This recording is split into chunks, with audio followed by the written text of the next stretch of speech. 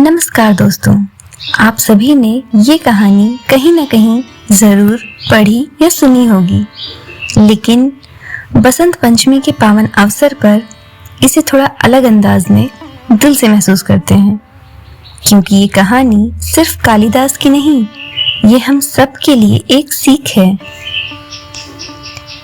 महाकवि कालिदास, जिनकी लेखनी से शब्द अमर हो गए, विद्या की देवी माँ सरस्वती के परम भक्त, लेकिन समय के साथ उनके मन में अपने ज्ञान को लेकर अहंकार आ गया।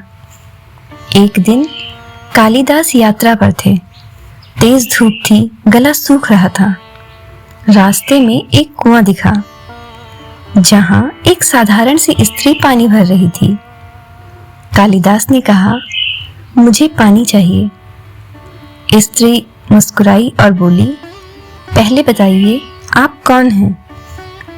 अपने ज्ञान की घमंड में डूबे कालिदास बोले, मैं एक मेहमान हूँ। स्त्री ने शांत स्वर में कहा, मेहमान तो इस संसार में दो ही हैं, पहला धन और दूसरा यौवन, जो आते हैं और बिना बताए चले जाते हैं।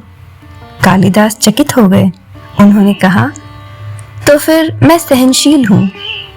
स्त्री बोली, सहनशील भी दो ही हैं, एक है धरती जो सबका बोझ उठाती है, और दूसरा पेड़ जो पत्थर खाने पर भी फल देते हैं। अब कालिदास समझ चुके थे कि ये कोई साधारण स्त्री नहीं है। उन्होंने कहा, मैं हठी हूँ। स्त्री बोली, हठी भी दो ही हैं, नाखून और बाल, काटो फिर भी बढ़ जाते हैं। अब कालिदास का अहंकार टूट चुका था। आंखें झुक गईं और स्वर बदल गया। उन्होंने कहा, मैं मूर्ख हूँ, मुझे क्षमा करें। स्त्री ने कहा, मूर्ख भी दो ही होते हैं, एक वो राजा जो बिना योग्यता के राज करता है, और दूसरा वो दरबारी जो सत्य छोड़कर चापलूसी करते हैं। इतना सुनते ही कालिदास स्त्री के चरणों में गिर पड़े। तभी वह स्त्री दिव्य रूप में प्रकट हुई। वो थी माँ सरस्वती। माँ सरस्वती बोली, वत्स, तुम्हें अपने ज्ञान का घमंड हो गया था, और जो विद्या का अहंकार करता है वह विद्या का अधिकारी नहीं रहता। इसलिए मैंने तुम्हें यह पाठ पढ़ाया। कालिदास की आंखों से आंसू बह निकले।